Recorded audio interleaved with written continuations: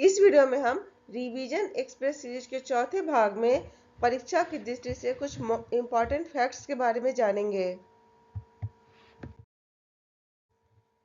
सबसे पहले global warming के लिए उत्तरदायी गैस। ग्लोबल वार्मिंग जिन गैसों के कारण होती है इसके बारे में जानेंगे। जलवाष्प, कार्बन डाइऑक्साइड, मीथेन, ओजोन और नाइट्रस ऑक्साइड, इन गैसों के कारण ग्लोबल वार्मिंग होती है। अब राज्यसभा में राज्यों का प्रतिनिधित्व। राज्यसभा में राज्यों की कितनी सीटें हैं इसके बारे में जानेंगे। बिहार और पश्चिम बंगाल, यहाँ राज्यसभा की 16 सीट है। आंध्र प्रदेश, मध्य प्रदेश और गुजरात, यहाँ राज्यसभा की 11 सीट है। उड़ीसा और राजस्थान में राज्यसभा की 10 सीटें हैं।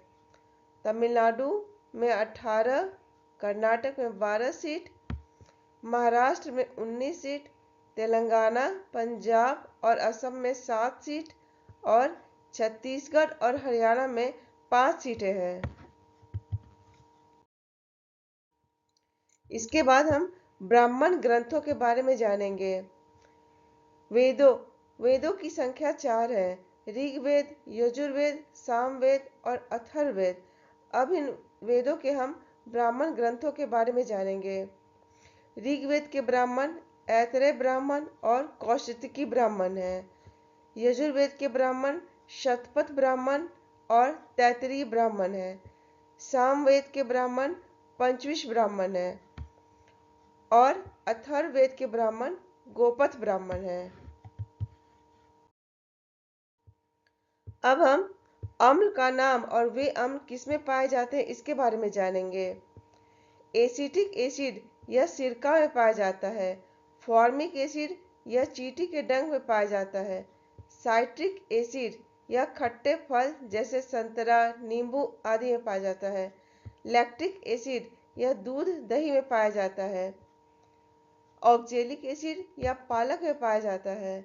स्कॉर्बिक एसिड यह आंवला और सिट्रस फल में पाया जाता है और टार्टरिक एसिड यह इमली, अंगूर और कच्चे आम में पाया जाता है। अब हम ईंधन गैसें और उनके प्रमुख घटकों के बारे में जानेंगे। सीएनजी का घटक मीथेन है। एलपीजी का घटक ब्यूटेन और प्रोपेन है। कोल गैस में हाइड्रोजन, मीथेन और कार्बन मोनोऑक्साइड है।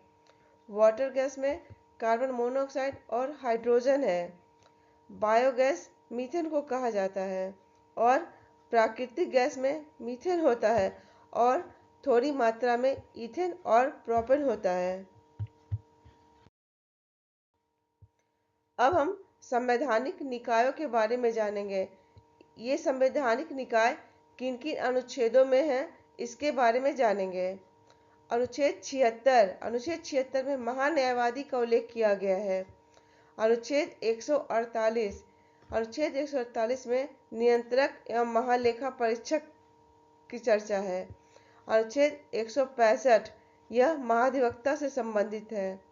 अनुच्छेद 263 में अंतरराज्यीय परिषद का उल्लेख है।